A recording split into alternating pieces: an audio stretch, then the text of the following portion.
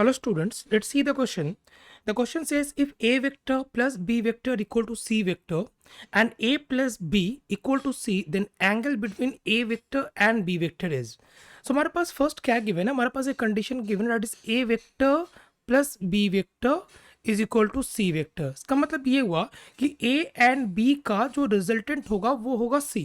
तो अगर मैं इसको फॉर्मूला में पुट करूं, सो this will be a square plus b square plus 2ab cos of theta, this will be equal to c square. Right हमारे पास एक और कंडीशन गिवन है, ये है कि c को हम लोग लिख सकते हैं a plus B.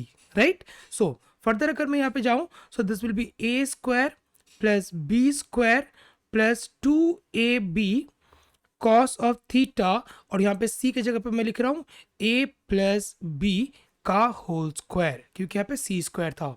So this will be a square plus b square plus 2ab cos theta is equal to, अगर मैं इसका फॉर्मूला पुट करूं, so this will be a square plus b square plus 2ab.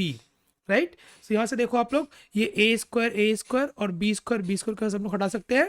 Right तो जो equation हमारे पास form हो रहा है that is 2ab equal 2ab cos theta equal to 2ab, और यहाँ से हमारे पास कितना आ गया, cos थीटा का वैल्यू आ गया हमारे पास 1.